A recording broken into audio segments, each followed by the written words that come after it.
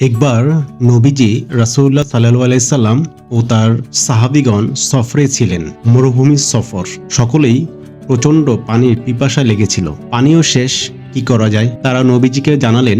নবীজি রাসূলুল্লাহ সাল্লাল্লাহু আলাইহি সাল্লাম আলী রাদিয়াল্লাহু তাআলা আনহু ও আরেকজন সাহাবীকে পাঠালেন পানির খোঁজে। কোথাও পানি নেই। ইতিমধ্যে দেখলেন এক বৃদ্ধা দুই মশক পানি নিয়ে উঠে চড়ে যাচ্ছে। এই তো পানির সন্ধান পাওয়া গেছে। এই বুড়ির কাছে জিজ্ঞেস করলেই পাওয়া যাবে পানির সন্ধান। কিন্তু হতাশ হলেন যখন বুড়ি বলল, এখান থেকে পানির দূরত্ব একদিনের রাস্তা। গতকাল এ সময় আমি পানি নিয়ে রওনা হয়েছিলাম। কি করা যায়? অগত্যা তারা বুড়িকে বললেন, বুড়িমা, আপনি যদি একটু কষ্ট করে আমাদের সাথে আসতেন। তার বুড়িকে নবীজির কাছে নিয়ে এলেন। নবীজি বুড়ির মশকের মুখ খুললেন।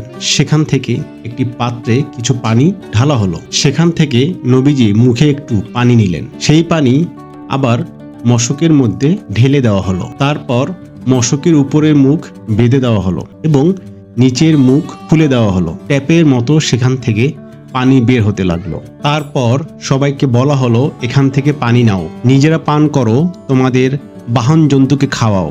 সকলে পানি নিল। দুই মশকে কতটুকু আর পানি থাকে, কিন্তু ওই দুই মশক থেকে কাফেলার সকলে তাদের প্রয়োজন মতো পানি নিল। যেভাবে আমরা কল থেকে পানি নেই, এমন কি সেই পানি থেকে কেউ কেউ গোসলের পানিও নিল। বুড়ি দাঁড়িয়ে দাঁড়িয়ে সব দেখছিল আর অবাক হচ্ছিল। তার আর বিশ্বাসের সীমা রইল না। সামান্য দুইটা মশকে আর কতটুকু পানি থাকতে পারে? কিন্তু তার চোখের সামনে এই দুই মশক থেকে শত শত মশক পানি নেওয়া হলো। এ দেখে আজব এক ঘটনা। সকলে যখন নিজ নিজ প্রয়োজন মতো পানি সংগ্রহ করলো, বুড়ির মশক বুড়িকে ফিরিয়ে দেওয়া হলো। বুড়ি দেখলো, আমার মশক থেকে এত পানি নেওয়ার পরও এর পানি এতটুকু কমেনি, বরং এর চেয়ে আরো পূর্ণ হয়ে যাচ্ছে।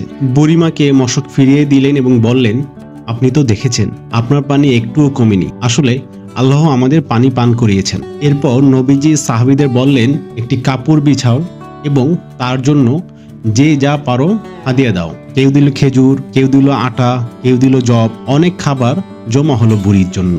এগুলো বুড়িকে হাদিয়া স্বরূপ দেওয়া হলো। বুড়ি তো মহা খুশি। আমার পানিও একটু কমলো না, আবার পেলাম এতগুলো খাবার। মনে সুখে বুড়ি রওনা হলো বাড়ির দিকে। বুড়ি যখন বাড়িতে পৌঁছলো ততক্ষণে বেলা পড়ে গেছে।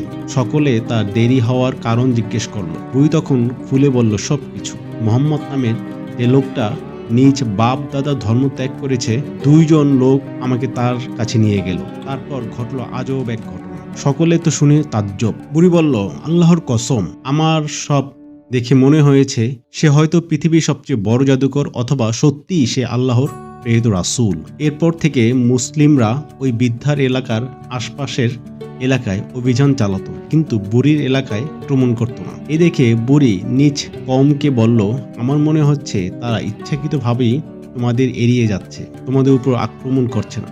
তোমরা ভেবে দেখো ইসলাম গ্রহণ করবে কিনা। তার কথায় সবাই রাজি হয়ে গেল এবং ইসলামের ছায়াতলে আশ্রয় নিল। সহিহ বুখারী হাদিস 344।